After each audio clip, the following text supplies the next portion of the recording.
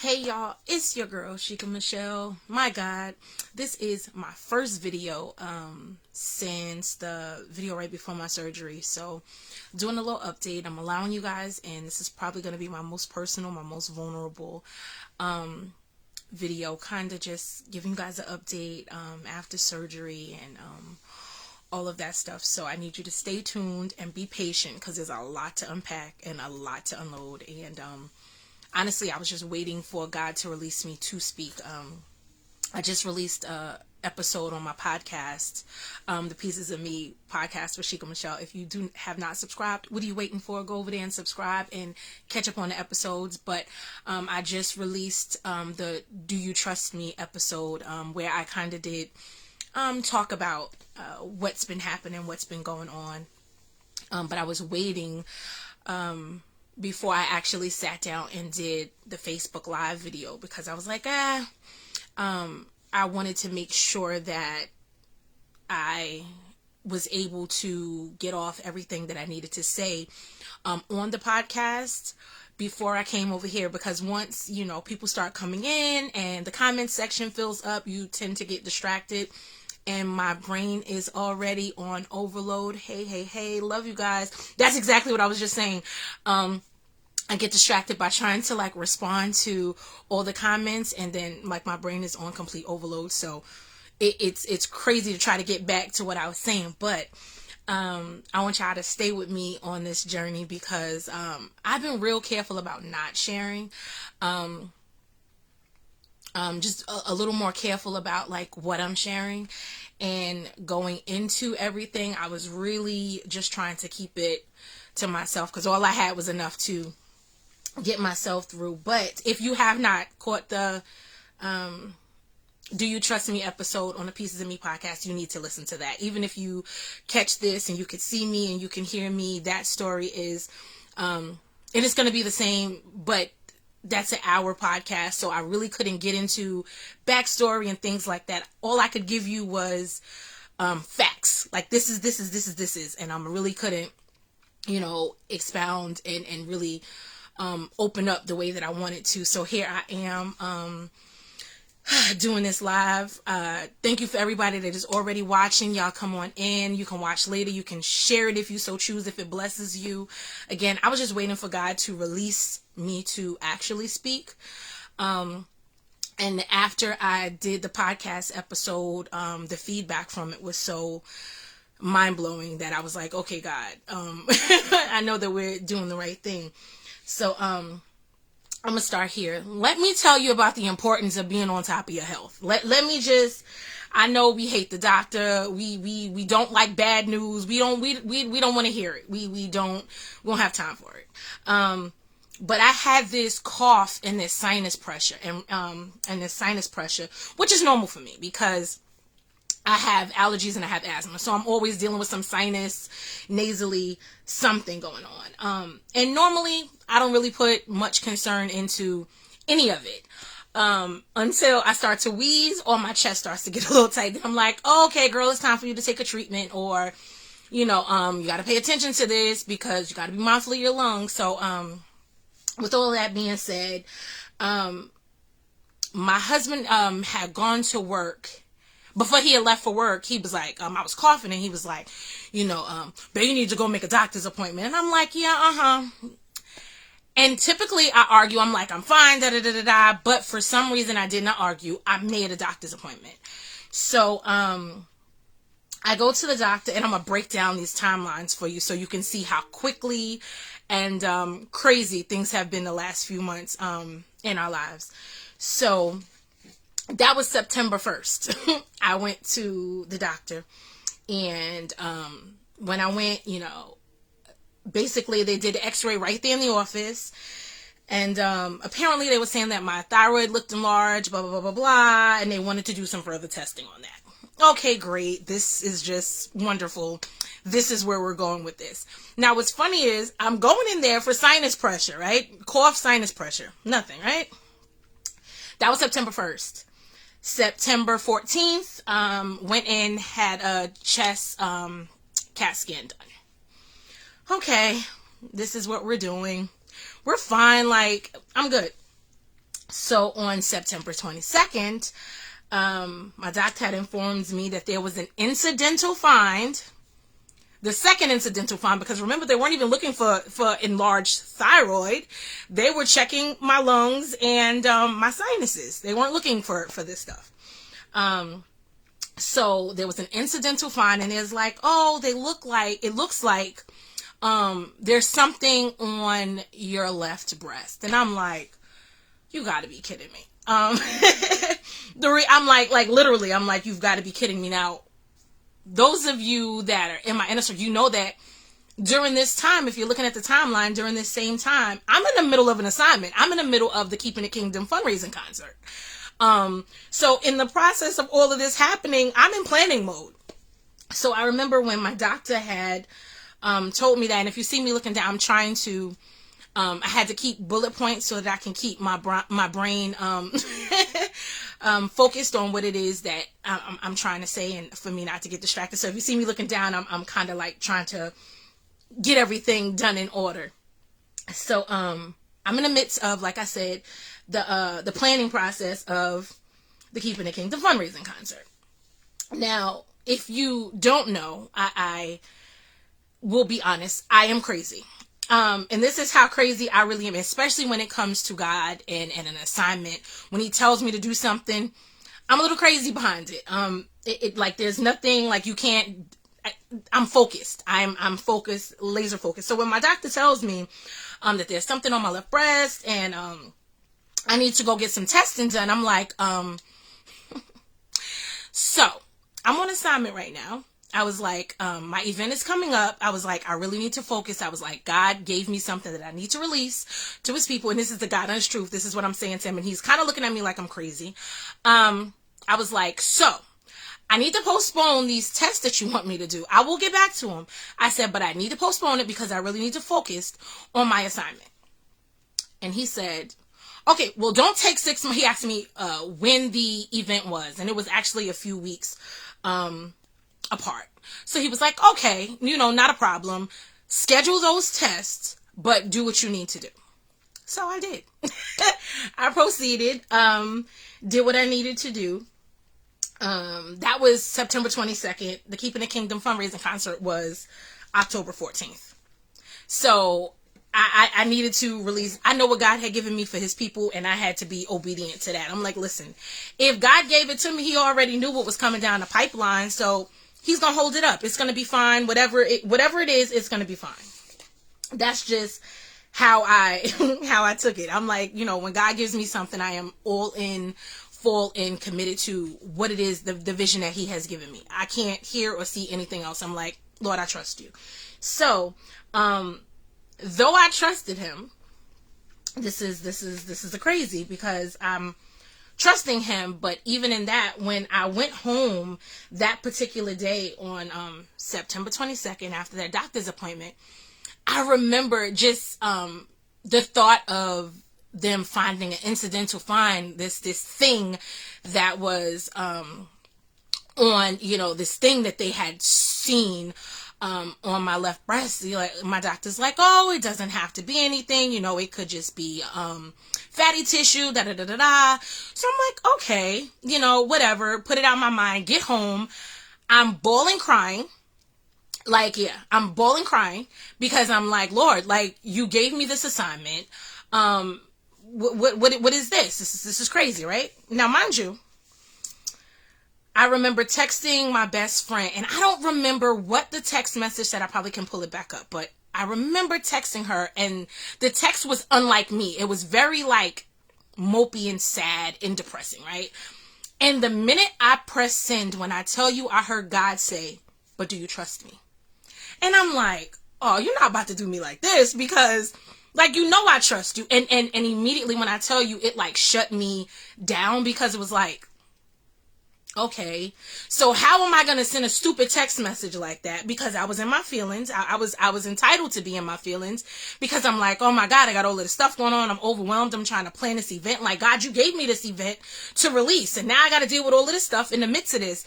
And, this is all that's happening, right? So I remember the minute I sent that text message, hearing his voice, asked me, but do you trust me?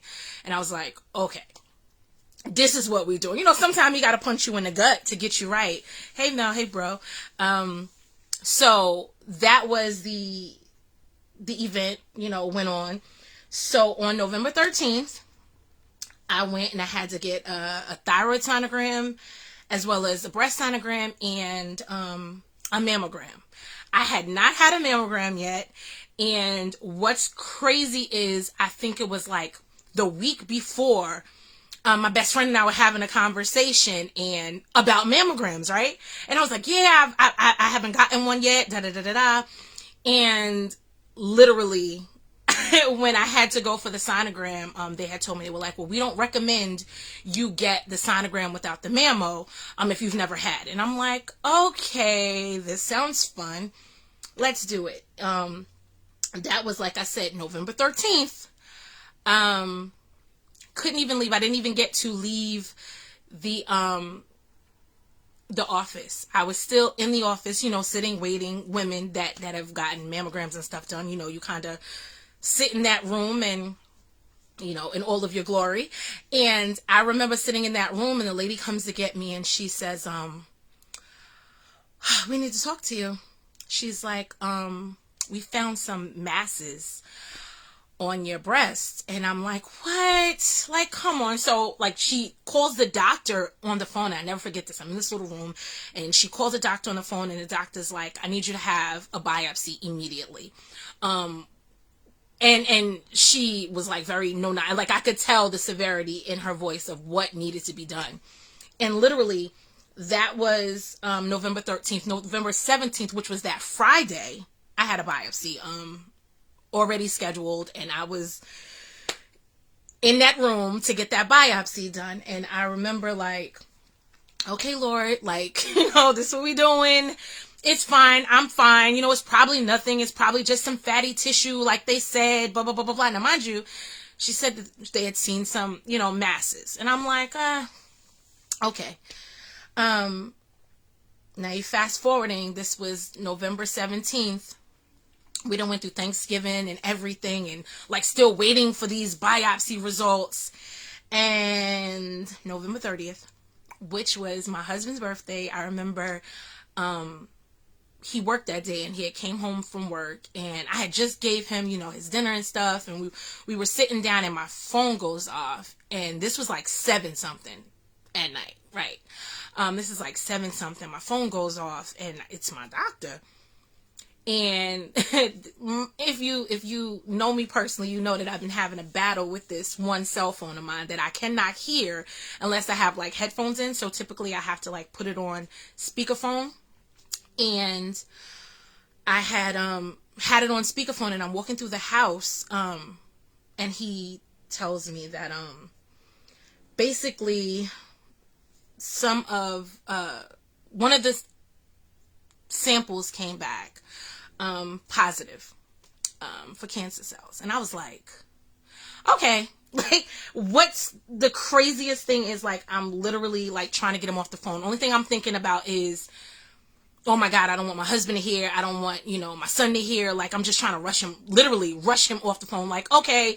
He's like telling me, you know, you're going to have surgery to have, I'm like, all right, not a problem. Like, literally, like, and there was never panic. I don't know why panic didn't come, but there was a peace that came. And I always, was kind of fearful of the thought of, this being my reality. Why don't, like, I don't know, but like, the C word was always such an ugly word, right? It was always so ugly. So just like, especially coming up, like, you know, now things have advanced so much. But I just remember like, if he would have released that to me a few years ago, I wouldn't have been able to even process the way that I did. So I'm literally more concerned with them here. And I'm like, oh my God, it's my husband's birthday. Like I'm trying to get him off the phone. And, like I said, that was November 30th. December 5th, that was my first appointment with, you know, the, breast surgeon. Like, I'm like, you know, got to get this done. Sitting in there with her and, you know, she explained the type of breast cancer it was. And she explained like, you know, the process and, you know, like the surgery process and also,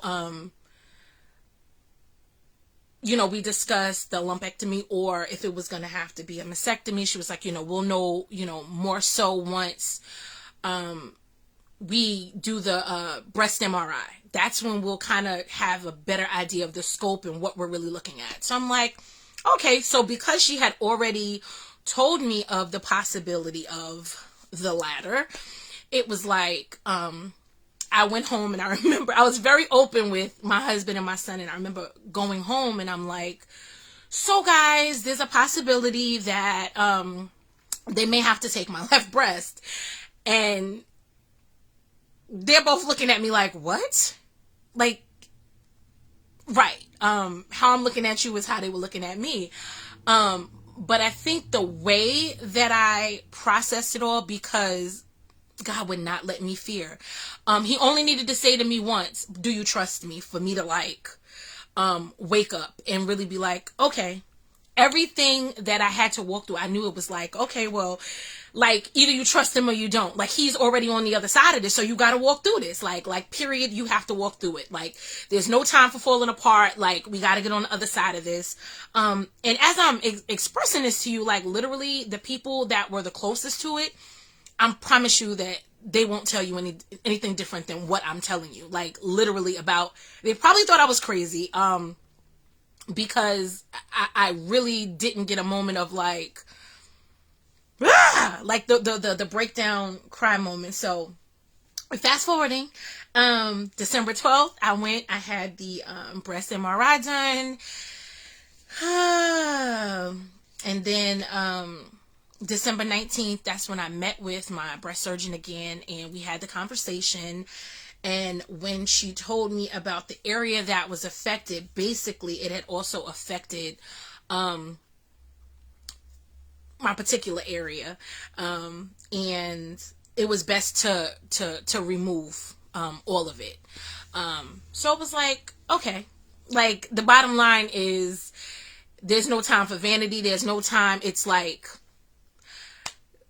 not saying that it was really, if I didn't, I was going to die, but it was more like, for me, it was life or death. Like, okay, but do you want to live? Like we don't have time to think about all this other stuff. Let's do what needs to be done. Like, period, the end, take it, you can have it.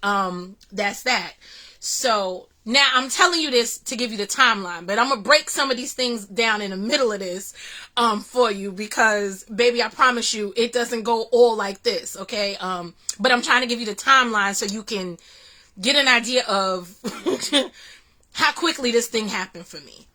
Remember, we started this thing in September, right? We in December now. And then I had, to meet with the plastic surgeon on the 27th of December, because he was going to do the second part of my surgery. As she did the removal, he was going to come in, of course, and do the, start the reconstruction process. So that's that. That was December 27th. January 3rd, Lord. January 3rd, I'm in for pre-surgical testing. Like, okay. And here comes January 11th. I went in and I had the mastectomy of, my left breast, and they started the reconstructive process. Now, my crazy is when I did when I got the news on my husband's birthday about the results, I did not tell my family. My husband knew, my son knew, and his girlfriend, and like maybe like 5 people. Like I really didn't share anything, because I'm like, oh gosh, like when I say something, all of the questions are going to come. So literally, I waited until that doctor's appointment, my first appointment with my breast surgeon. Hey, Kimmy. I had waited to that first appointment with my breast surgeon, because I'm like, okay, she's going to give me the information that I need, because when I tell them, it's going to be like a bunch of questions and it's going to be a bunch of stuff, and I can't right now. So, this is how I told them though. So I come from that appointment, on the 20th, what was that? The 5th, December 5th. I come from the breast surgeon appointment, and I literally sat down and I put together a text message. I'm like, hey guys, actually, where's my phone? I'm not going to do all of that. It literally went something like, hey guys, just want you to know that I had a biopsy done, and some of the samples, and a sample came back positive. I never used the C word. I was like, it came back positive. Really trying to process right now, so I don't really want to talk. Just really trying to process. Like, literally, that was my conversation. Like, I just could not deal with, like, I knew that there was going to be a bunch of questions and unsolicited advice and opinions and all of that stuff. And though I knew that they would all mean well, it was just like, I couldn't allow, I didn't want to take on anybody's fears. I didn't want to take on anybody else's thoughts. Like, I just felt like I only needed to hear God.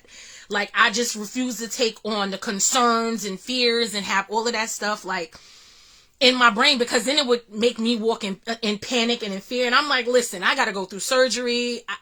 I have to be mentally and emotionally prepared for what I'm getting ready to face. And I was just like, I can't deal with nobody else's stuff. So literally, that was my text message to them. Like, y'all could talk amongst each other if you so choose, but I couldn't. I could not. And like, I don't even apologize for it, because I had to be able to be the strength for, like, real life was happening in my home. Like, for my husband and for my son. Like, I knew that they were, like, not okay. So I had to, like, really just,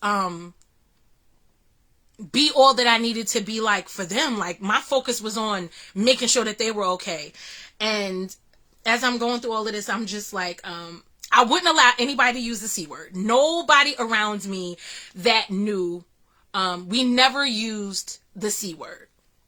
I just felt like, I didn't care what they said the diagnosis was, but it was just like, I wouldn't let that word have any power over me. So I was just like, no, don't use it. We're not even, like, we're rebuking it. We're not accepting it. Like, it's just, and I think for me, subconsciously, it was the only power that I really had. So I had to take that little bit of power that I had, and that was we're not going to use the word.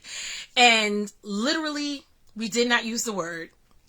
And about 2 weeks before my surgery, I love you, Kim. Like 2 weeks before my surgery, I had gotten a phone call from a woman from a breast cancer group. And it was literally the first time that I had used the word. And what's so crazy is, I think I had been walking around kind of numb, because I felt like I kind of needed to be.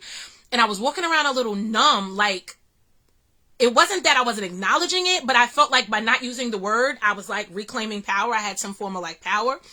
And by using the word, it kind of broke something in me. Like the dam opened and the flood of emotions like came crashing. And I remember it was like 4:00 in the morning after I actually used the word. And I remember I woke up and I was bawling, like literally hysterical crying. And I remember looking over at my husband sitting in the chair, because he's like getting ready for work. So he's sitting in the chair. And I looked at him and I'm like, I'm not okay. Like literally full blown crying. And he's like, whew, I know. It's about time that you admitted it. Because I was so busy trying to make sure everybody else was okay that I was really trying to force myself to be okay with parting with my girl. Like, hello. And when I finally had used the word, it had opened up this floodgate of all of these feelings now. And once I let go of that like hysterical cry that morning, like it kind of like, it gave me that moment that I needed. Like, okay, like it's okay. I felt like if I said I wasn't okay with you know what the reality was, then it kind of came off as vain. Like, you know, like, oh, like girl. out of everything, like you, like either you want to live or you sitting there trying to hold on. And it was like, it had nothing to do with that. And I didn't allow myself to say it because I didn't want it to be perceived as if, I was being vain, because here it is. When I would say little things, there were some people that would be like, oh girl, you about to get a new set of perky boobs. Oh, you about to get some new boobs. And I'm sitting here like, I never had a problem with my big lazy ones. Like, they was big and sleepy. I never had a problem with them. Listen, we've been friends for most of my life. They've been here with me through it all. Like, what you mean? I was never breaking up with them. Like, I was never breaking up the twins. The twins were perfectly fine as they were with their sleepy selves, okay?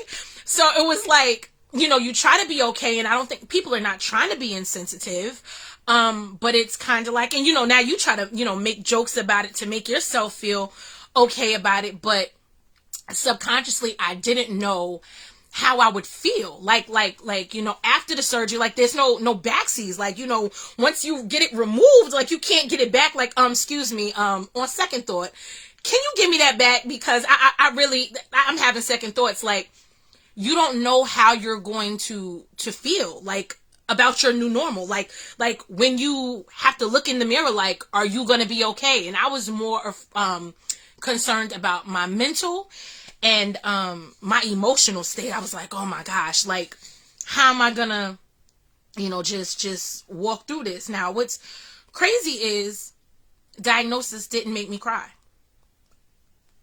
Like I said, there was a peace that came over me. I didn't cry. I didn't panic. It was just kind of like, okay, we got to do what we have to do. And there was, and it kind of shocked me a little bit. And like the morning of my surgery, I remember I was up. I've never had surgery on anything outside of giving birth. I have never, in my 43 years of living, have I ever had surgery. So I'm like, oh girl, you just an overachiever. Like, like when you do it, you really do it. Like it was crazy. But I remember I was up that morning, and for some reason, I never was nervous about surgery. And again, something you never could have told me, because I thought that I would be falling apart, like concerned, like, oh my God. And literally there was this calmness that was kind of scary. And I was up that morning, like literally making signs for my house, like just in case, we had gotten visitors after my surgery. I wanted to make sure that they knew, to put on their mask. I wanted to make sure that they knew, hey, take your shoes off at the door. And those things. So I'm like, oh, I made a cute little sign, got up, literally posted the sign on the door, put a box of masks down there near my door. This is what I'm doing the morning of my surgery. Like, I had already talked to the Lord. I was already in worship. We already had prayed. I was like, let's go. Like, I was ready to just get it over with. Like, let's get this done. And, my surgery was scheduled at 9:30. And it got pushed back. We're sitting in the room, and I remember, like, I'm hooked up, and I'm extremely, right.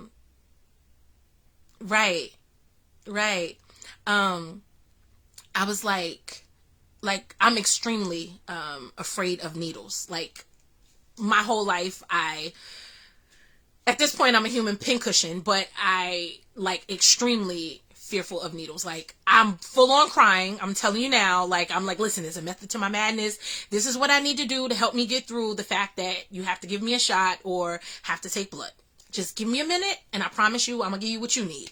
But it was like, there was this calmness as I'm like sitting in the room, and, my doctors are coming in, and of course, you're signing off on everything. Anesthesiologist then came in, and we kikiing with him, and I'm literally like not a ball of nerves. I am typically like my goofy self. I'm sitting in this room as if I'm not getting ready to have surgery.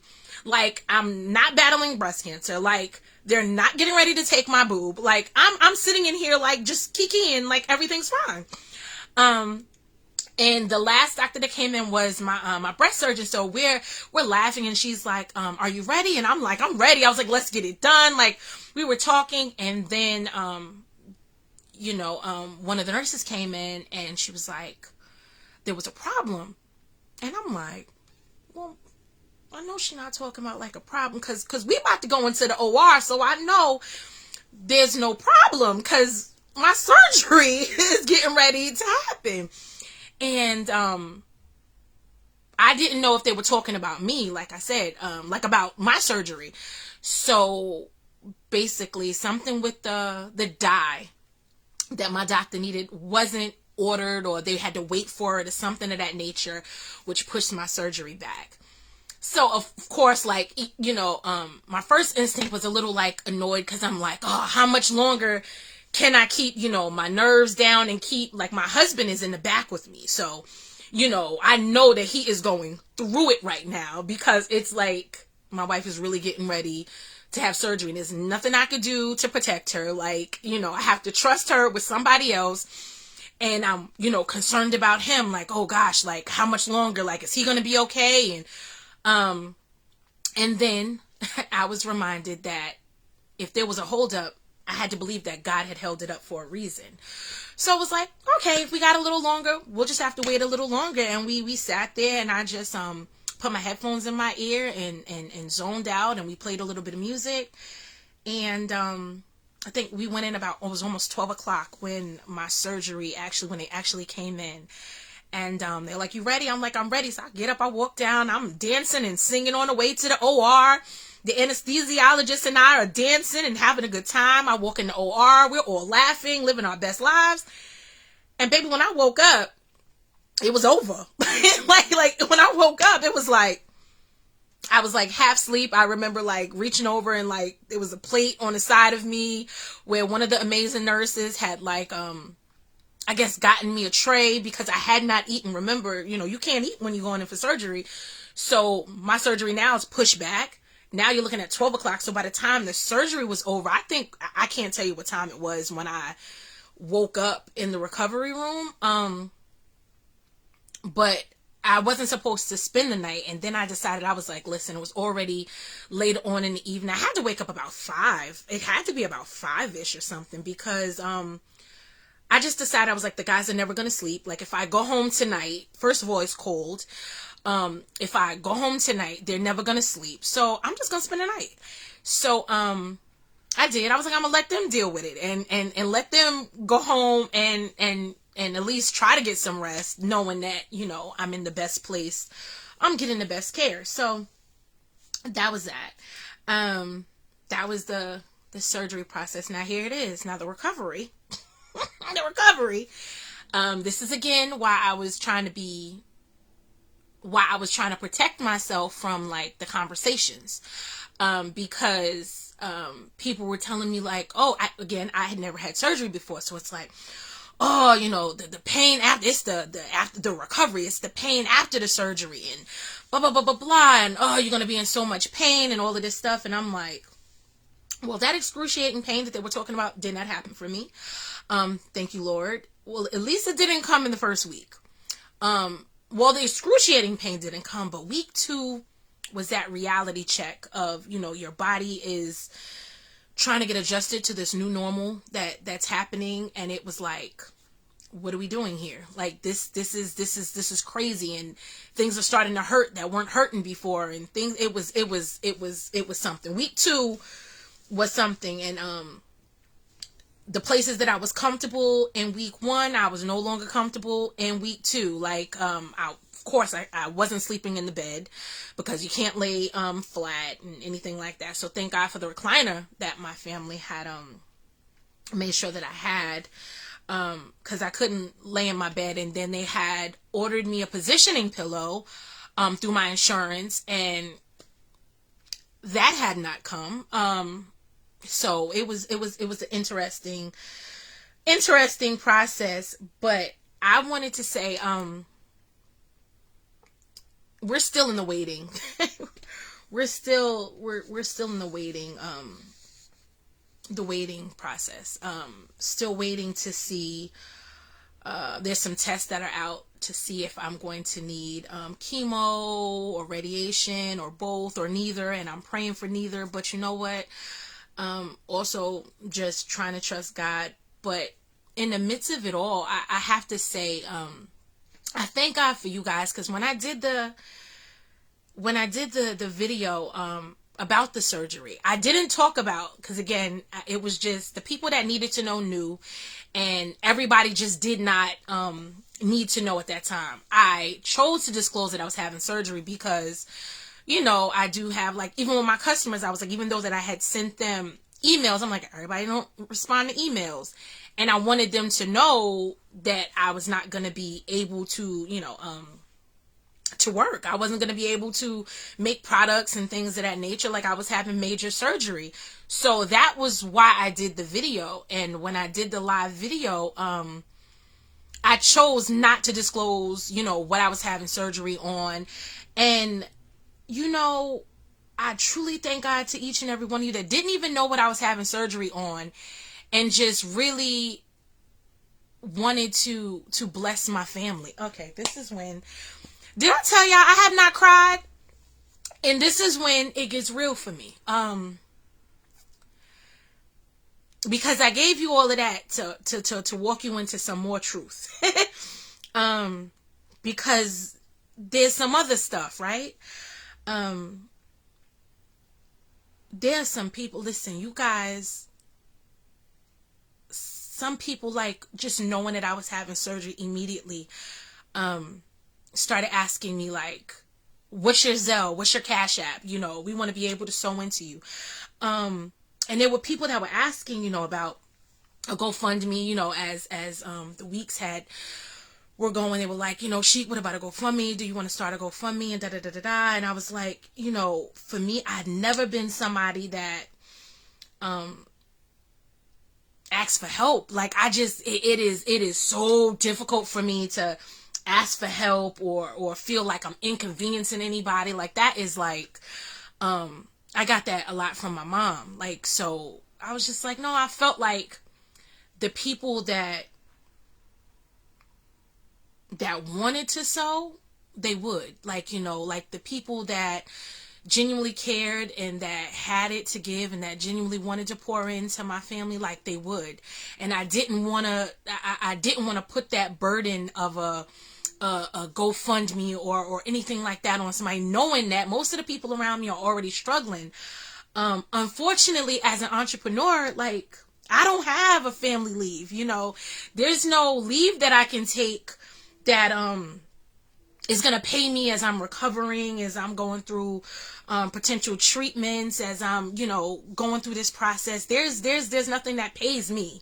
So when I was forced to shut my business down, it was like, baby, everything stopped. Like, they was like, well, listen, money did not, listen, the bills didn't stop. That rent being due didn't stop being due. The groceries and the bills and none of that stuff stopped. But it absolutely dried up everything that I had coming in, because it was like, there's nothing that, you can do. That's it. That, but recover and pray that, somebody remembers, like, that, hey, they going through something right now. Let's buy a gift card. Let's send over some food. Let's something. But it really, this ordeal was a reminder to, oh, Jesus, I'm trying to, I before I even did this live, I said, I prayed and I said, Lord, give me the right words, because what I say, I don't want to be offensive. I don't want anybody to be offended by the truth, because this is the truth, not my truth, the truth.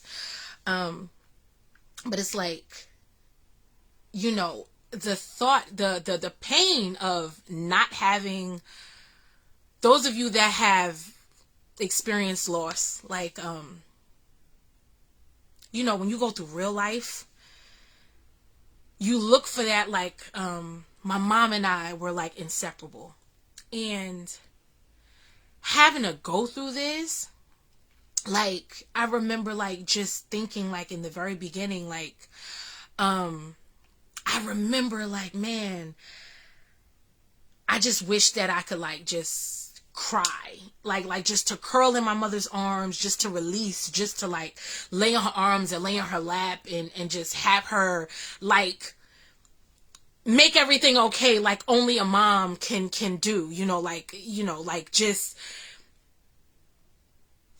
yeah, just be that. Because when you're always the strength for everybody else, you kind of got to walk through life with the strong, exterior, like, hey, we got this. And sometimes you need that moment to just fall apart, be vulnerable, not be okay, and have,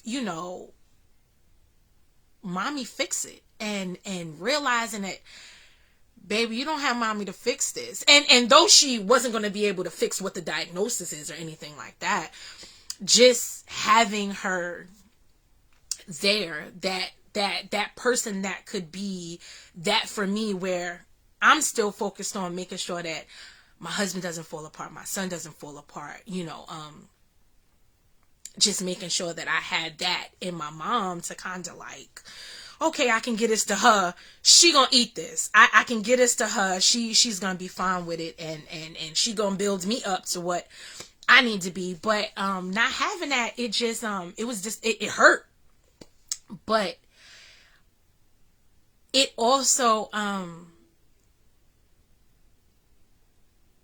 this process really made me realize on a whole nother level how strong I really am. And I hate, I'm somebody that can't stand that word. Like when people are like, oh, but you're so strong. I be like, baby, y'all are using that like a badge of honor. Sometimes we strong because we had no other choice. That's it. The option is fall apart or be strong. Like suck it up or fall apart. And falling apart just simply is not an option. So it's like, when you tell people like, oh, you're so strong, you got this. You know how many times I want to donkey punch somebody just for saying, excuse me, Lord, but not really, because I meant it. Oh, but you're so strong. I'm like, that's a cop-out. It makes you almost feel like you can't be vulnerable, like you can't complain, like you can't fall apart. Because you're the strong one and everybody is looking to you to be the strength. Everybody else around you can fall apart, but you got to hold it together. So there's that. Oh my gosh. My husband is the real MVP.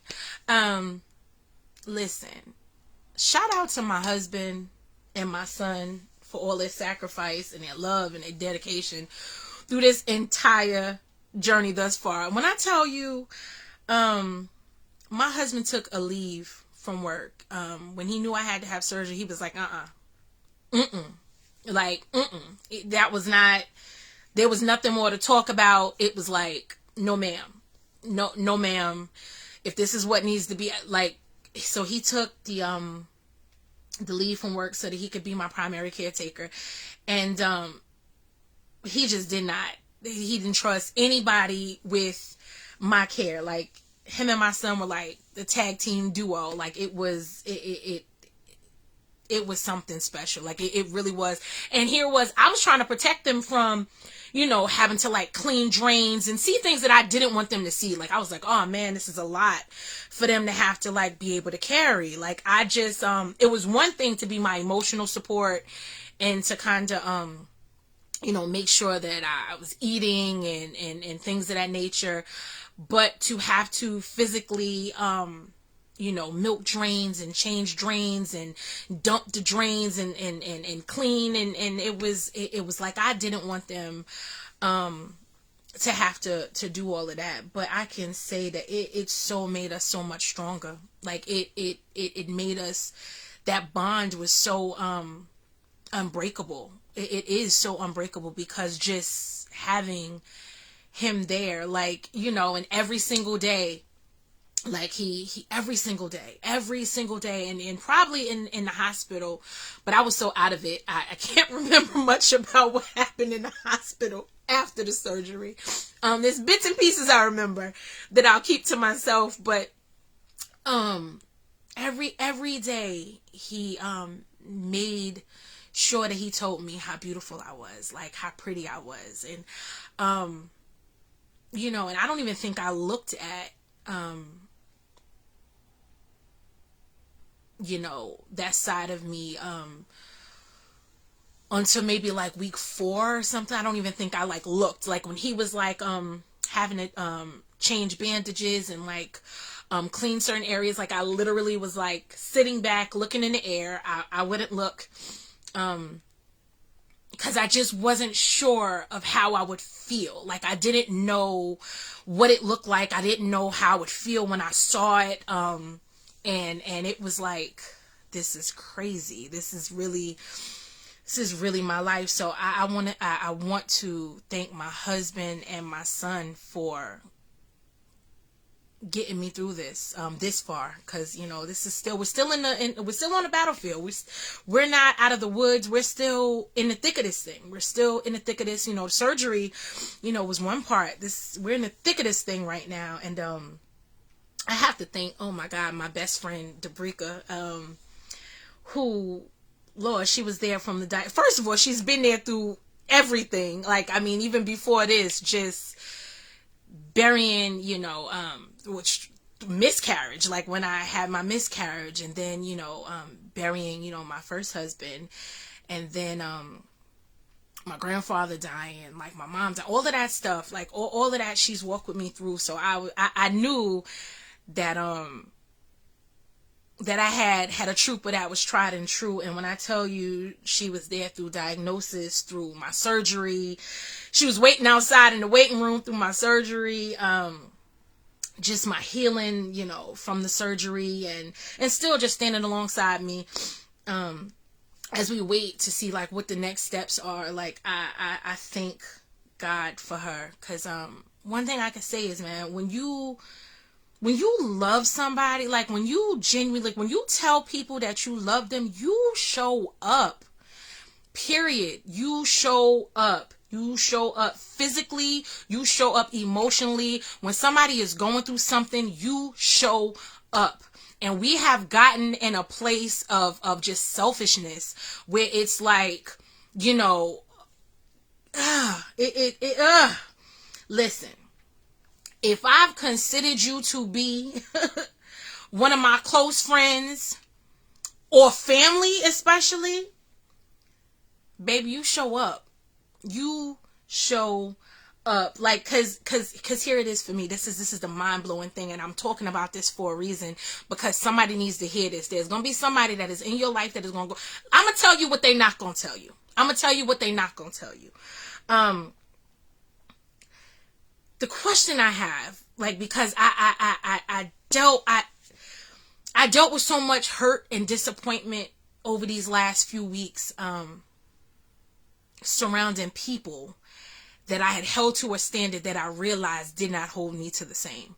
And it's like, how we too busy to show up for the people that we love when they going through whatever difficult season they going through. But we got time to show up for them when they die. Cause make that make sense. Now we don't have time cause we too busy. Life be lifing. Okay. Life is lifing. And all of us are experiencing something, but we don't have time to show up for people that we love, that we care about, that we value when they are still here. But we gonna drop everything. We will hop on a plane, a train, or automobile. We on the way when we die. How that makes sense? Cause they can't feel it. They don't even know that you're there. So that's more for you. That's more for you. And I'm just like, love me while I'm here. Because I feel like if you can't love me through the ugliest parts of my life, if you can't love me through the most painful things that I've ever walked through, if you can't walk with me through it, I don't have no use for you. Because that's not the type of relationship that I would ever want with anybody. Because I wouldn't give that to somebody. I wouldn't give that to somebody that I love. Hey, Doc. I love you. I can't even see myself being that for somebody, saying like, I love you, but it's crickets. Like, how does that work? And listen, this is not shots fired. I told this story on my podcast. So if you didn't catch the podcast episode, go ahead and the Do You Trust Me episode on the Pieces of Me podcast. I'm calling you, Doc. I will be calling you very soon. But I talked about a little bit, and she allowed me to speak a little bit on her. But I talked about like when my best friend had surgery, and I remember just her being at the hospital. This is before they told her that she was gonna have to have surgery. And I remember me, though I don't have like transportation, you guys know that. It was like I jumped in an Uber. Like, it don't matter what my pocket looked like. My girl is in the hospital. I'm there. What you mean? Like, how is my best friend, this person that I call my sister, my best friend? We done broke bread. We done went to dinner together. We done ate at each other's houses. We done hung out. We done seen our kids grow up. Like, this is somebody that I have a real relationship with. This is a bond. This is my sister. Is in the hospital and I'm not showing up? That don't make sense. Guess what I did? I jumped in an Uber and I went. Why? Because that's what you do. There's no excuses. Like, there's nothing that should be able to keep you from people that you love. Because, baby, when that casket drop, it is over. There's nothing that you could say. There's nothing that you could do. It is over. It is over. And I need us to really understand the level of selfishness. We have become so self-absorbed that it is disgusting. And one thing about me, I told people last year, y'all might not have paid attention to the little snippet that I did last year when I told y'all gonna miss me with that sis stuff. Y'all gonna miss me with the, that's it. Don't sis me. Don't sis me if you don't show up.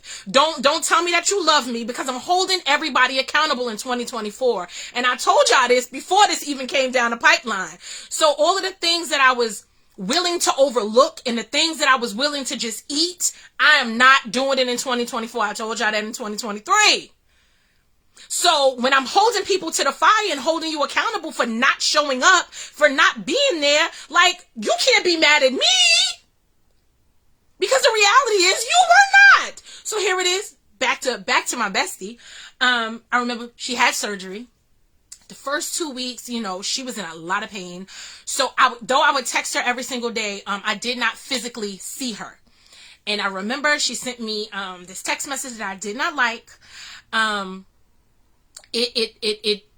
was more concerned about her. It wasn't like she was like bashing me for not being there, because she didn't want visitors. Like, she's in pain. You don't have time to be worried about, being there for everybody else when you trying to get you right. You dealing with pain and your body is changing. Ain't nobody got time to be sitting here trying to hype nobody else up when you in the middle of your own storm. Nobody got time for that. So, I remember I was like, okay, like, the bottom line is, like, I'm on my way, because I felt like, she was getting to this dark place. And for those of you that have had surgery, especially like, like life-threatening surgery or things, things of that nature. I'm not taking against anybody's surgery, but, like when you're going in and you're having like things, with body parts and, organs and things of that nature.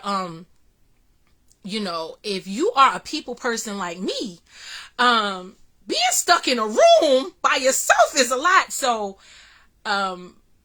watching how she had to go through certain things had kind of prepared me for a little bit. And I remember dropping everything. I did not like her text message, and I remember dropping everything. I jumped in that Uber and I went on to the house, and I spent the day over there, because it was my responsibility to cheer her up. It was my responsibility to add some sunshine. It was my responsibility to take her mind off of what it was that she was going through. It was my responsibility as her sister, as her friend, to make her laugh, to cheer her up, to kind of take her out of that moment for a moment, just to like be and remember who she is. Yes, people will be people, but I'm no longer accepting people just being people. If you're gonna be people, I'm gonna need you to match my energy, because if we're not matching energy, then I don't have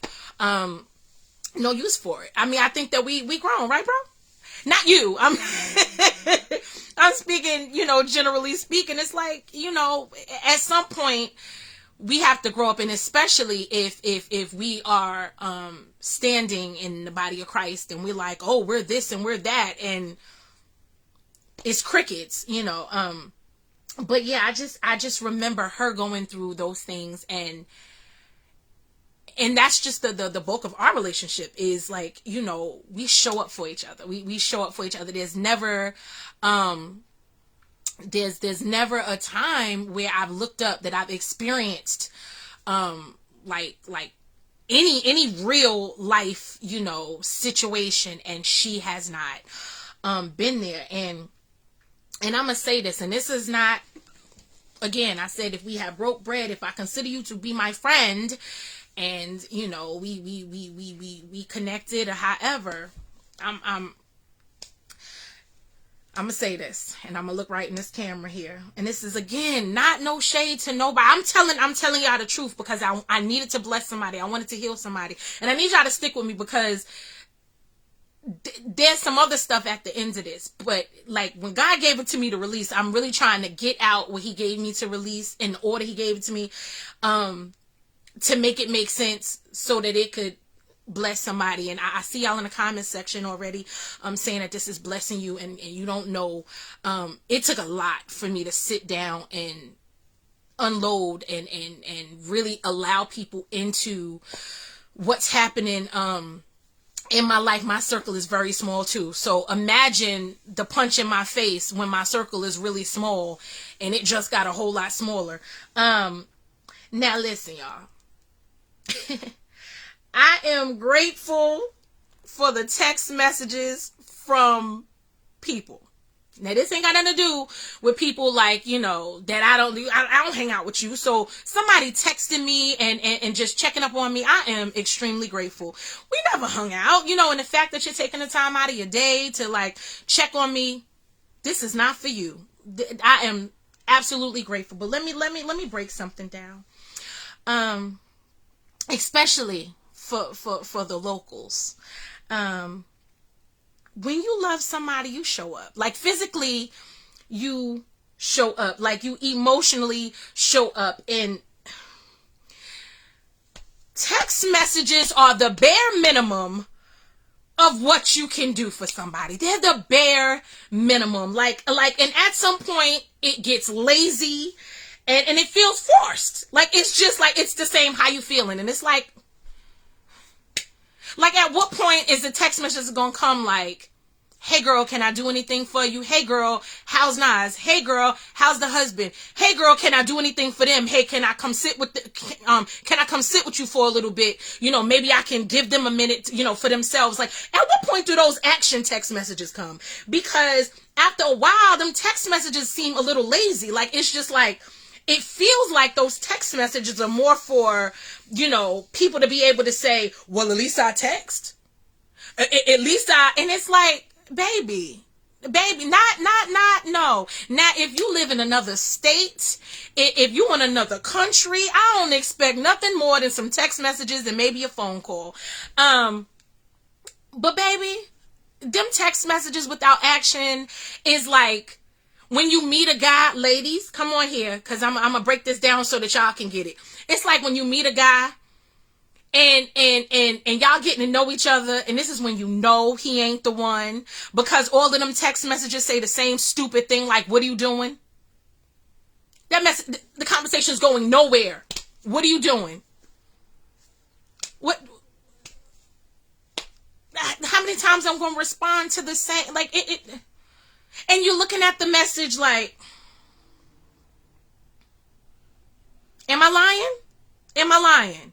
Because that's what those type of text messages seem like. It's forced, it's fake, it's phony, it does not feel authentic. It's like, because I feel like when you really care, you show up. Like, you show up. You show up. You show up. And you show up. And you show up. And this is more importantly, this is why I need to tell you why you show up. Let me, because I'm going to make it personal for you. A text message won't really tell you how somebody is really feeling. Especially if you somebody like me and you're like used to being a strength for everybody else, and you don't want to be a burden, and you don't want to like really, you know, talk about like your feelings. Like, you know, you're kind of like, I'm good. I'm good. You know, even when you're not, you good. But let me tell you how real this thing is. And this is why it's important. Like when God released me to speak, I knew it was time to speak. I remember my mother laying on the end of my bed on her birthday, March 13th, 2018. I remember her laying on the end of my bed and she was responding to text messages. And she's responding to these birthday text messages telling people that she's fine. She's literally telling people she's okay. She's like, I'm all right. Yeah, I'm good. And I'm sitting here looking at her like, but you're not. But this is how she's responding to people. This is why text messages tell bald-faced lies. Okay? People can tell bald-faced lies through text messages. This is why I need to see you. I need to see you. Baby, if you done had something going on, it ain't got to be surgery. If life is lifing for you and I haven't seen you in a while, I need to put my eye on you. I need both of them, all four of them really. Because my mother sat there and told people that she was fine on March 13th, her birthday. And guess what? She was dead 2 days later. March 15th, she was gone. So no, miss me. Yes, I'm a little more passionate, a little more careful about the people that I love, about saying that I love people because I'm showing up. So I'm demanding the same. I'm demanding the same because I done showed up in places where I probably shouldn't have, for people that I probably shouldn't have, that didn't deserve it, but because of who I am, I choose not to give them what they give me. But not in this season, baby. We changing some things up, and I've learned to create boundaries and be okay with it.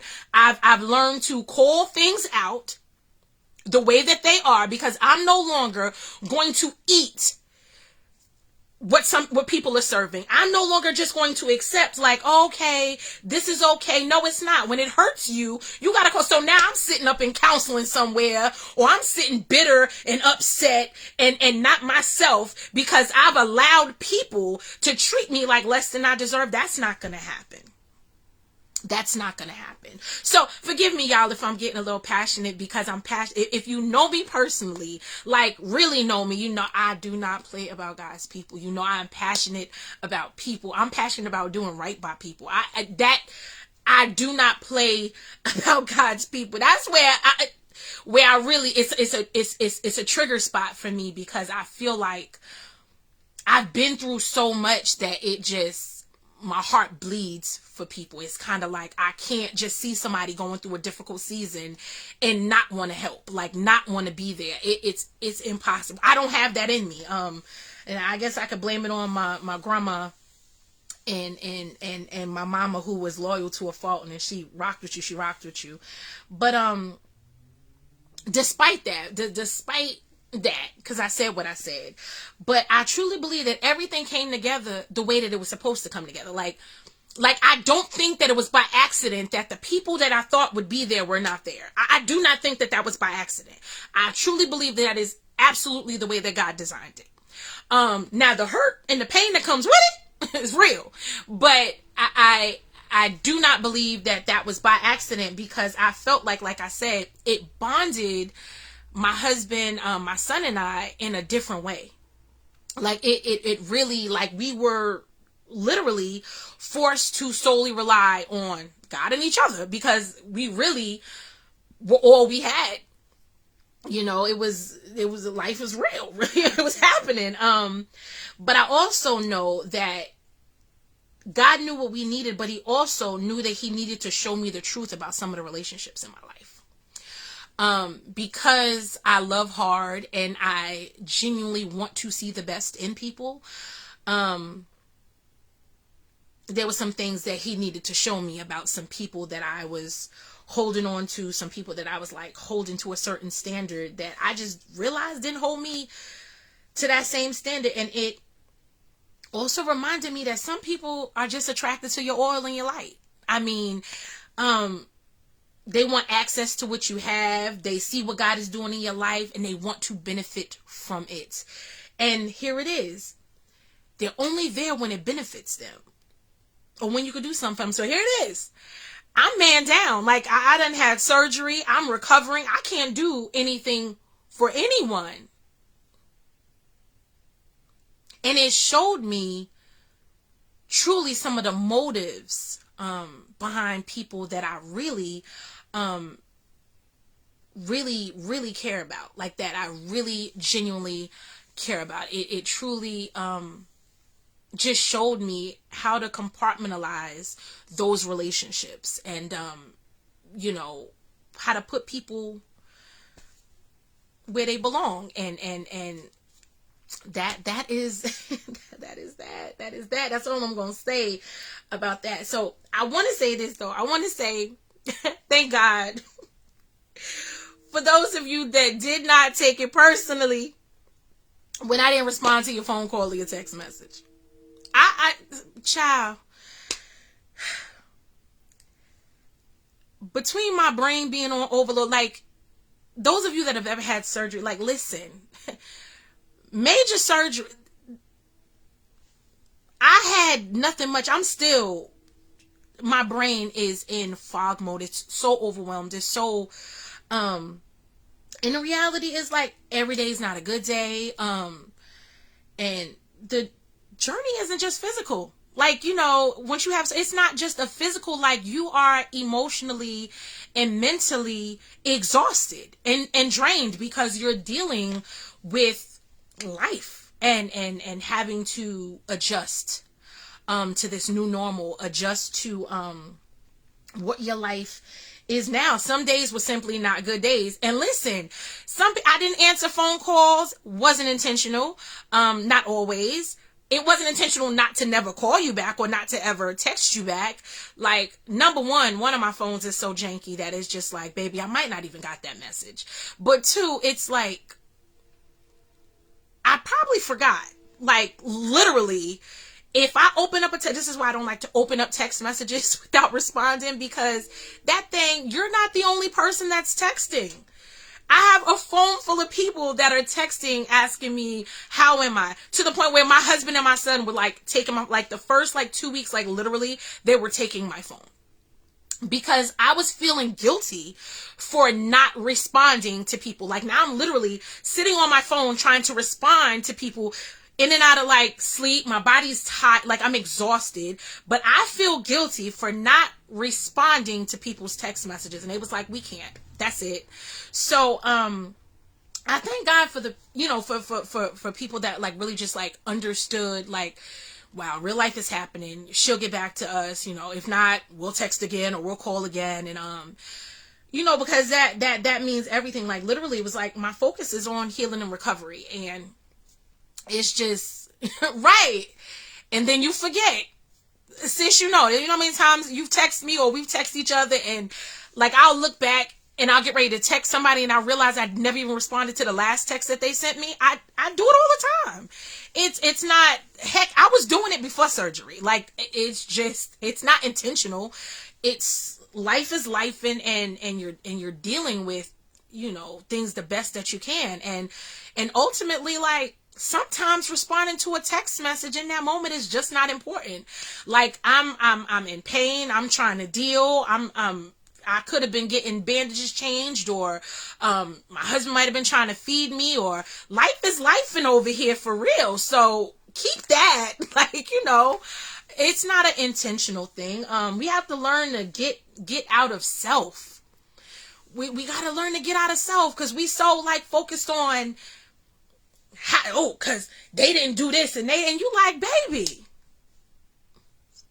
And because there's never going to be a time, like, I've never known that, you know, like, one of my friends is going through anything and I text them and they don't text me back, and I'm like, oh, she can't even text me, she ain't responding to my phone calls. No, what I'm going to do is I'm going to call you back.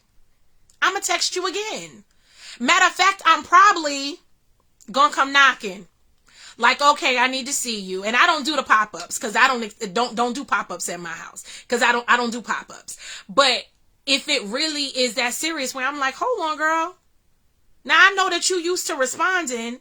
Or some people would contact my son. Like, if you had his information, you would contact him, like, okay, she's not responding. Let me just go through him and make sure she's okay. And he'll respond, even though it was getting a little heavy for him, you know, trying to keep up with all of the messages. But, you know, we got to get outside of self, because life is happening. If you've never had real life happen to you, live a little longer. Live a little longer. Because I didn't think that this would be something that I'm walking through, but it is something that I'm walking through. And I'm doing the best that I can with what I've been given on a day-to-day basis. Every day is a new day. Every hour is a new hour. Life is changing, and your body is changing, and it's trying to heal, and you trying to be okay with everything that's happening. But it's real. But I want to say thank you, because what I'm not going to do is ever want this to come across as like negative. I'm standing on what I said, because I said what I said.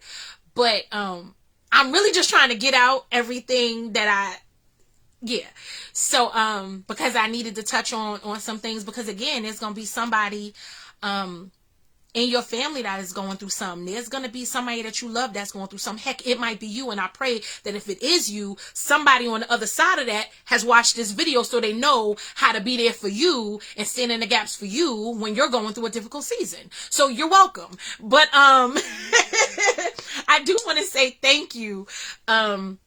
Like, to everybody for, oh my God, all of the beautiful cards. I'm a card lover. I love cards. Like, give me a card. Maybe you go to the Dollar Tree, $1.25 tree, whatever. Get me a card with something just heartfelt written on the inside. Baby, that's all you need to give me. I am a card lover. I got that again from my mama. But I'm so grateful for every card and every flower arrangement. Every gift card, whether it was for food or transportation, every seed that was sown. I have been, oh my gosh, I have 3 going on 4 doctors right now that I'm seeing. This is not even my regular doctors. 3 specialty doctors that I am seeing right now, all at one time. So transportation is costly, because we do not currently have a car. So getting back and forth to, like, one of my doctor's appointments is in Garden City. One of them is in Woodbury. And then thank God one is like a little closer to us. But you're factoring in every single week or every other week. You're seeing these people, and some of them in the same week. And it is costly. Especially when, you know, you have nothing coming in. You're like, okay, Lord, all right. And that goes back to, you know, when, you know, people are like, well, Sheik, why don't you just, you know, do a GoFundMe? And it was just like, because I believe that if somebody's going to sow a seed, they're going to sow a seed. And if not, He gonna work it out. That I do know is that God is so dope about, like, what he does. We'll be focused on the people that we know, the people that are, that we've, you know, spent time with, the people that we've poured into. We will focus on those relationships, like, oh, I know that they're going to be there. And baby, most of the time it's going to be somebody else God is going to send to bless you and your family. It might not be, it's going to be somebody that you never even expected. You might not even had a real relationship with them or a real conversation with them. But God knows exactly what you need. He knows exactly what you need. And I'm grateful because, honey, it has been a journey. It has been a journey. But I need to say, also, I want to say, thank you to my Aunt Kit, my God, who was not playing about putting her eyes on me. She needed to see me, and we had a good old time when she came to visit. I really am still not doing like a ton of visits because it is exhausting. I one time had 3 visits in one day, and I said I'll never do it again. I did not think I would recover because just you are busy trying to play host, and people get here and then they don't want to leave. Like there's no like time limit. Like it's kind of like they want to hang out, and it's kind of like, yeah, this is a lot. And you don't want to kick them out, but it's a lot. So it's just like, you know, I had 3 in one day, and I was like, oh my God, never again, because I was so exhausted, and I was exhausted after each of them, but I thoroughly enjoyed hanging out with my Aunt Kit. Oh my gosh, shout out to my Aunt Sharon. Funny story. um, I called her, I think it was like week 2 of my surgery, and I called her because my appetite was back and I was hungry. And I'm like, people don't cook anymore? Like, what's going on? I'm like, where's the food? Like, where's the food? I wanted food, like real food. Like, where the collard greens? Where's like I wanted real food. Where's the soul food? Like, where's the fried shrimp? Something. Give me something, right? Right. They don't realize how tired you really are. Like, your body is going through all of these changes and you tired. But I literally, like, I was like I was hungry, but I didn't want just anything. I wanted real food. So I remember I called her and I'm like, where are the real cooks? Why don't nobody cook no more? And da da da da. So we were laughing about that. So she had cooked. I think that was like a Friday. It was like a Thursday or Friday that I had called her. Like, where is the food? Like nobody cooks. Like, where, because I remember like back when, right, bro, I was hungry. I remember, just growing up and how my grandmother, like, she was a part of the Willing Workers and stuff like that. So I remember, like, I was always in the kitchen with her, and she died when I was 10. But I just remember, like, us, like, dropping food off at people's houses and, just being there, right? So, like, even when she died, like, I remember the food, like, there was, like a plethora of food, like, there was cakes and food and deliciousness. And I'm like, hello, like, my son is used to being my sous chef, so he's not a chef, but he can cook. He's been in the kitchen with me long enough that he definitely did his thing. My husband is the master of breakfast, but it's like, hello, what do we, he can do that breakfast thing, but he like, babe, I ain't about to do too much dinner because I ain't trying you be complaining because you don't eat what I'll eat. And it was like, okay, but I need somebody that's going to put their whole toe in something because I have my appetite back. And leading up to my surgery, I really wasn't eating. Like the first, especially that month before my surgery, I really didn't have an appetite. So I really wasn't eating much. And after my surgery, it was like, where's the food? Like, hello, somebody feed me, Seymour. Cause I was like, I was over it. And she literally had called me and she was like, she was like, I ain't no cook, but I'm cooking. She was like, you want me to send you a plate? And I'm like, absolutely. So she had sent a plate that Sunday. So shout out to her for that plate. Cause I devoured it. Like, I was like so happy. Like, it does not take much for me. I was so happy with that plate. But also I want to say, like, oh my gosh, shout out to Aunt Paula. Just for everything, physically, emotionally, and spiritually, like just all that has been poured into me, like, during this whole process. And my big sister Pam, who's all the way in Indy and has not missed a beat. I thank God for you. Oh my gosh. My Umi Saba, who has been such a blessing, and my brother Nick, and my mama Ali, and cousin Simon, and Auntie Glow, who, my God, we ain't need nothing, not even toilet tissue. Because when I tell you, it was, we got to make sure you got enough tissue. I said, thank you, because ain't nobody trying to just be out here with no tissue. I can't get to the stove. Make sure that my guys and me got some tissue. So, I just thank God for each and every person that, that showed up, that sold, that made sure, more than me, because see, the guys were making sure that I was good. And my husband, when I tell you, like, there was nothing that I wanted or needed, he made sure of it. Hold on, let me backtrack though. Thank you to Erica and every person that, oh my God, might have taken me to a doctor's appointment, who sacrificed their time and money, especially leading up to surgery, to make sure that I was good and I had everything, that I needed, before surgery. So just shout out to everybody that played a part. I don't want to start because then you start naming names and you forget somebody and then people are offended and you stop it. Stop being offended. I probably done told you already, thank you 11 times, but stop it. Don't be offended. But, I just wanted to say thank you. I'm so grateful. My St. Matthias family. Listen, especially the women of St. Matthias. Listen, y'all, I can't thank you enough for your prayers and your love and all of your support. Listen, what really was like keeping me sane, right, as I'm going through the waiting process, this is before I even got the diagnosis or anything. Hold on, y'all. I was in church every Sunday and I was in prayer every Monday. I wouldn't go to prayer. So some of the ladies that were, they kind of knew some of the things that I was going through, and some of the tests that we were going through, that I was going through and stuff. And my God, they kept me so encouraged, and the power of prayer. Like my mind, like going into surgery, I was so battle ready. When I tell you, my church in a whole did not know my diagnosis. There were some people that knew. My church in a whole didn't know that I was having surgery.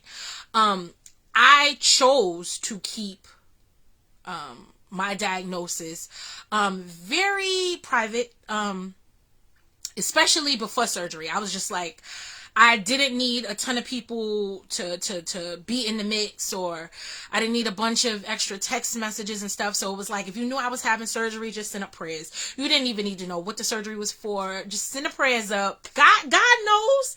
He already knew what the prayers was for. You was just being nosy. Stop it. So it was like, but my church family didn't know about the diagnosis. They knew that I was going to be out for a while and that I was having surgery. But there were people that did know, like my pastor. I told him very early on, he knew what was going on.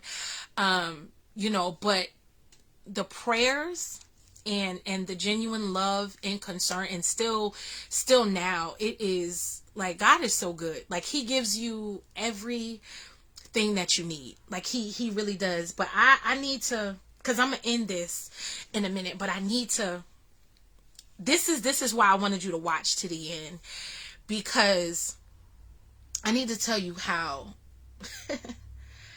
crazy life is.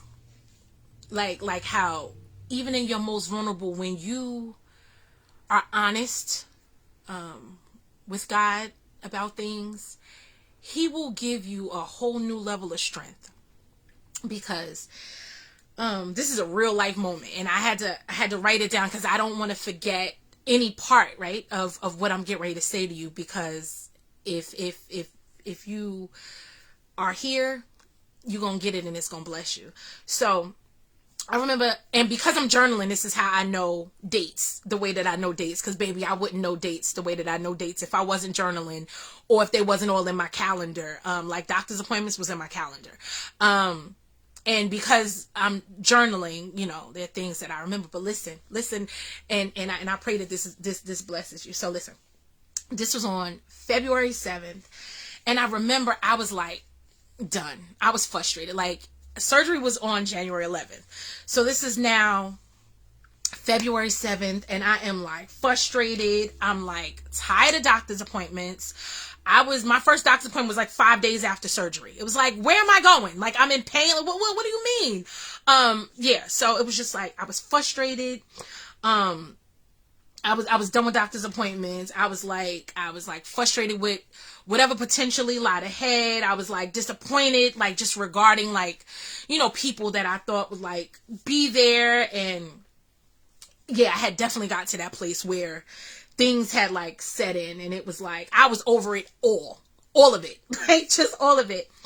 And I remember like my son was at work, and my husband had just went outside to get some fresh air, because they were not leaving. Like leaving me in the house by myself was not happening. So like my son would like relieve my husband. Like when my son got off work, my husband was here all day, because like I said, he has taken a leave. He's been home since January 11th, since my surgery. So my son would always like, relieve him, make sure he, got time to himself, or got to go outside and breathe and things like that. So my husband had, went outside to breathe, and thank God for that, because I really needed a moment. I really needed a moment. Now, mind you, I'm not in the bedroom. I'm still in the living room. So there's no privacy. There's no place to like break down or feel anything other than like, hey, because you're under a microscope and everybody's watching you, right?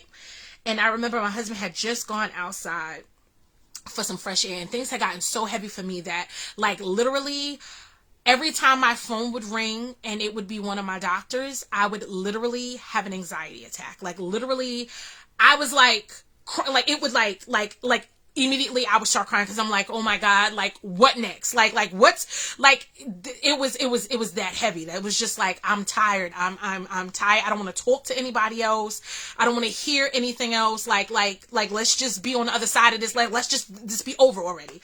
And I like literally was in a place where I was like, the enemy was doing what he was supposed to do. And I was feeling a little hoodwinked. Okay. I was feeling a little hoodwinked because, you know, going in, I was in my brain made to believe that, when I had the mastectomy, like I wouldn't need chemo. I probably wouldn't need radiation, and, you know, and now I'm faced with more things, you know, that I have to deal with. And it's just like, I absolutely didn't want to. I was like hurt. I was tired. I was frustrated. I was a little scared. Because, you know, all of this uncertainty and you're waiting for these tests and it's just so much going on. And I was upset. And like I said, over it all. And, in the midst of it, it was just like, listen, I don't want to see another doctor. I'm seeing all these different doctors. I'm tired of being touched. You know, because every doctor's appointment, they want access to the same thing, and I'm tired of being touched. I was tired of needles. I was just tired. I was tired. And I was in a place where I was like, Lord, I've been faithful. Like I've been faithful. I've been obedient. I've prayed. I've trusted you like you told me to. And I'm looking at it and I'm like, you know, Lord, I thought after surgery, like I was only going to have to focus on healing, but here we are with all of this other stuff that now I have to deal with, and I don't want to deal with it. And this is how I'm talking to the Lord, because this is how I really talk to the Lord. Like this is my conversation with God. And I was just like I don't want to deal with any of it. Like I was just like, I just want to be healthy again. I'm going to be completely healed. Like I'm just tired of always having to be strong. I'm tired of always having to smile and laugh and make everything comfortable for everybody else. Like I hate all of it. Like the truth is, I hate it all. Like I'm tired and I'm bawling, and I needed that cry, right? So I'm bawling. Thank you, Lord, for nobody being in my house, because I needed to release. Now listen to this. Now, as soon as I released these words out of my mouth and those feelings to God, he punched me in the gut with an analogy. And here it is. Now I need you to walk with me through this. So when you remodel a home, they give you a quote based on what they see with the naked eye. And it isn't until they go in and start ripping up floors and knocking down walls that they really see the work that's ahead of them and the damage that has been done. And it's like sometimes there's mold and asbestos and all sorts of stuff hiding behind the walls, and they got to remove all that before they can really start to rebuild and get your home all remodeled and beautiful for you to live in, right? That's how it works. So the reality is, when God released that to me, I immediately like, oh, wait, hold on. That like renewed my strength, because when I tell you I was depleted, but the reality is, it was like, girl, the doctors didn't lie to you. They're awesome and they've been supportive. Like they've been very knowledgeable. They've given me every question that I've had, they've answered. And I was like, we're on the same team. Here it is. What she said before about my surgery, and her thinking that I won't need chemo, and, you know, that I'm probably not going to need radiation or anything like that. You know, that was based on the scans from the test that she's seen in front of her, the things that she saw with her naked eye. So she was giving me her opinion based on what she could see in that moment. But it wasn't until she had went in and she started to remove things and some tests started to be run and things of that nature that she saw the reality of what we're facing now. So here it is. And this is how good God is. And I hope that this blesses you. This is how good God is. The reality is, in order for them to help me to receive the life that we all want for me, they have to do a little more work. We have to do a little more work. And it could be chemo to kill them little nasty bad cells that just sitting up there in my business. It could be radiation. Who knows? But we all have the same goal. The goal was the same for all of us. The goal was to get me healthy. The goal is to help me to be healthy and restored so I can live in my new healed body, right? That's the goal. And baby, when I tell you that thing had hit me, I had to rejoice because I'm like, hold on. God has a way of releasing to us what we need exactly when we need it. Now here it is. I'm frustrated. I am over it. I'm just like, I'm ready to fight. My attitude is stinky because it was just like, you're constantly answering a bunch of questions, and like I said, you're being touched, and you're going to all of these doctors, and you're frustrated. You're frustrated. You're tired, and if you're a people person like me, like you're like, oh my God, like I'm used to having like friends around or laughing and joking and being able to go out and talk to people and kiki, and that was not the case. Like I was stuck home in the chair recovering. So I was dealing with my own stuff. But when God released that to me, I was like, God, you're so good. Because here it is. Nobody lied to me. They just didn't know. They didn't know what it was that they were looking at until the reality was. And baby, when I tell you, I pray that you know that if you're walking through a difficult season, it's not about what you walk through, it's about how you walk through it. I made the decision very early on, when God hit me with but do you trust me? I made the decision right then and there that I was going to walk through this with humility, with grace, like with humor. I was going to do what needed to be done to get on the other side of this. And every doctor's appointment, I'm like the ball of light. Like I'm just like laughing and joking and kind of putting them at ease, which is crazy to me, but like always just talking about God and keeping his name in the midst so they know exactly who they're dealing with. But this release was so necessary because I'm like, you never know what somebody is going through. And it has not been easy. It is not easy. But I couldn't leave that podcast episode as the only release because I felt like people needed to know the full truth. And I felt like because the podcast episode was only, it only gives you an hour, it didn't allow me to tell you, like the funny stories or the heartbreaking things or the difficult things. It didn't really allow me to open up as much as I kind of wanted to be able to open up. I had to kind of stick to the facts and give y'all that. But I thank God for you guys tuning in. I thank God for you listening. I pray that it blessed you. There's absolutely no malice or no ill will towards anyone. But I just needed to release that because here it is. When God gives me something to release, when he tells me to speak, I know that it is to bless somebody else. And I was silent about all of it because he didn't release me to speak. And you got to learn how to be quiet because everything is not for everybody in that moment. But now recovering from surgery and being in a place, yet again, a waiting space where I'm waiting to see what's next. I decided last week, I told my husband, I was like, I'm not waiting anymore. Like I'm no longer giving that power to the doctors where I'm like waiting for results. Like, oh my God, because we're waiting for results and, waiting to see what's going to happen next where your life is on hold. And I'm like, baby, March is around the corner and y'all already know I'm a March baby, March 24th, stop playing.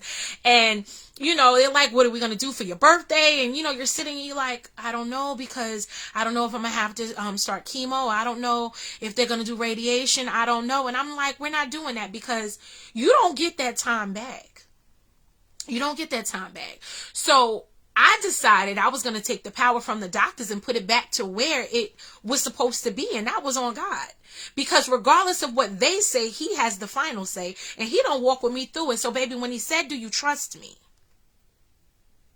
He only needed to say that to me one time to humble me and shut me up. So it was about how I chose to walk through it. And I needed to share. I was like, how much do I share? How much do I? And I was like, listen, I'm going to give you what God gave me.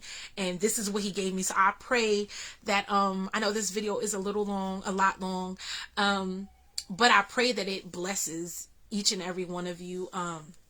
I sincerely thank God for you guys. I thank God for every seed, like I said, that has been sowed into my family. And it didn't even have to be a financial seed, whether it was prayers or a kind word or a hug, when you see my son or when you see my husband, for those that knew. More people know now, because God has allowed me to speak and kind of, open up a little more. But, but do you trust me, sis? You got to hear that podcast episode. It's the shorter version of this. It's not as animated though, as this one is. I think when you could see me and, my facial expressions and stuff, it's a little better. So I had to do this Facebook, live, but I think I'm going to upload this on my YouTube, so that it's there for those that don't have Facebook. Like, I know my best friend really wants to see, what was being said, and she doesn't have Facebook anymore. So, I just wanted to say, I thank God for you guys. I'll keep you updated as updates come to me. So if you have not subscribe to the Pieces of Me podcast. Don't be like me, who has a podcast and does not listen to podcasts. My son and I laugh all the time about the fact that we don't listen to podcasts, but we both have podcasts. Like, make that make sense. But I think I just like seeing people's face a little more. But I just want to say, I thank God for each and every one of you. Continue to please lift my husband and I and my son, my family. Just continue to lift us in prayer, in good spirits. I needed you guys to see me, to see that, despite, what I'm walking through, despite what I am facing, I'm still trusting God. Like, I'm still trusting God, and I'm a living, breathing testimony. Like, God is good. God is good. He has never failed me. And, even somebody had asked, like, oh my God, I was talking to somebody and they were like, girl, like, it's always you. Like, you always like you keep getting hit back to back to back to back with stuff. Like, is it like, why me at this point? And I was like, it's never why me. Like, and that's and I mean this from the bottom of my heart. I have never questioned God. I have never asked God, why me? Like, I've had miscarriage. I've buried a husband. I've buried my grandfather, buried my mom. And that took so much out of me. Like, just I never thought that I would not have my mom, as I'm growing. Like, that was my bestie. What you mean? But I never questioned God. I feel like everything has helped me to grow and be a better version of me. And I feel like everything is a lesson. So even with this diagnosis, like I said, it wasn't a panic. There was a peace, because I looked at it like, okay, God, maybe this is something else I need to release to your people. Okay, maybe I need to go through this so that I can help somebody else go through this. Like, maybe, like, this is how I literally, those that really know me know, I literally live my life like, it's not about me. Like, I truly believe that what I walk through is to some way be a blessing. That's why Beautifully Unique exists. That's why Inspired by Sheikah Michelle exists. Everything that God has given me to release to the people, to release into the atmosphere, to release into the nation, is always to inspire, to encourage, to uplift, because that's just who I am. And I'm never gonna be apologetic about that. Like, that's who I am. I'm passionate about God's people. I'm passionate about God. And even in my imperfections, God is just so good. He just is. And you see, this is when I don't know, every time I go there, I always start to tear up. I'm like, come on, gee, I ain't cried yet. But I thank God for you guys taking the time to listen. I pray that it has blessed you. I pray that even with lifing, that you will take the time out to really check on people, because like I said in the beginning of the video, it's crazy how we can be too busy to check on each other, because life is life, and we're too busy with life to be there for one another. But we are not too busy to show up when that casket gets ready to drop. Like when the life has ended for people, when they can no longer appreciate it or feel it, you know, we have time, and we have to be better, because life is happening. And people are leaving this earth, like, I mean, here today, gone tomorrow. So it's important for us to really step outside of self and really be there for one another. Just be better at checking in, and showing up, showing your face. Because people can tell you one thing and really truly be going through the most difficult season of their life, and you'll never know it. How often is it that people go through something and then you hear about them like passing or something, or you hear about like them having a disease, or them experiencing a loss or anything like that. You hear it after the fact, and you've seen this person or talked to this person and you never even knew. And it's like, because you didn't take the time to ask. And if you like me, I'm just not going to be picking the phone up, calling nobody, asking them, telling them my business. It's like, if you really are concerned, like, there are people that I genuinely care about, that I genuinely have a love for, that doesn't even know about my diagnosis until now. Because I just felt like, if we don't talk like that, and you really don't check on me like that, period, like, what is the point of me telling you all of it? Like, what would be the point? Like, now you know with everyone else, and God bless you.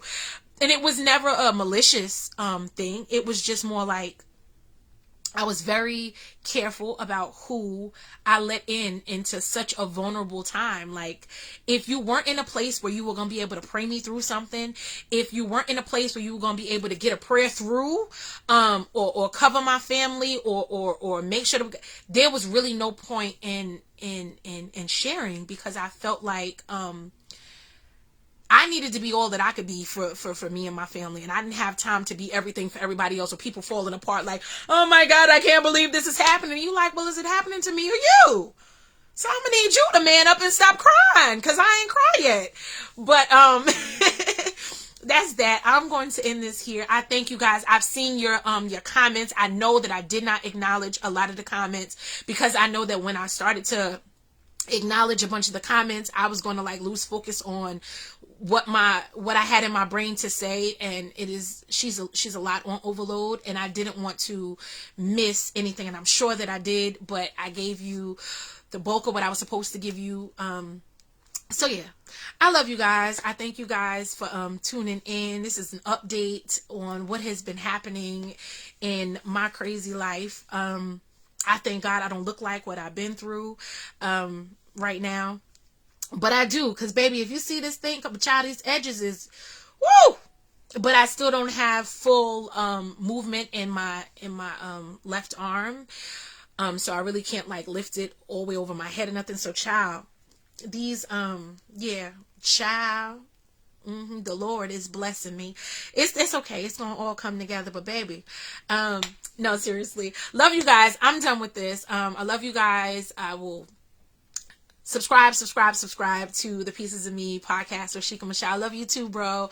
And you were one of the ones that I did let into that little secret place of what was happening with me. And I know that you and my sister have been praying this whole time. You guys have been covering me in prayer, and I'm so grateful. But now you guys know my truth, my story. So when you see me, because I'm starting to heal a little bit, so hopefully I can be back in church. Because I so miss being in church. I've been watching virtually, and it is like so hopefully I can be back in church, in the next week or two, or hopefully, please, so that I can be in-house to worship in-house. Still can't do hugs, y'all. Please don't hug me. Give me the right side of hug if you need to absolutely hug me.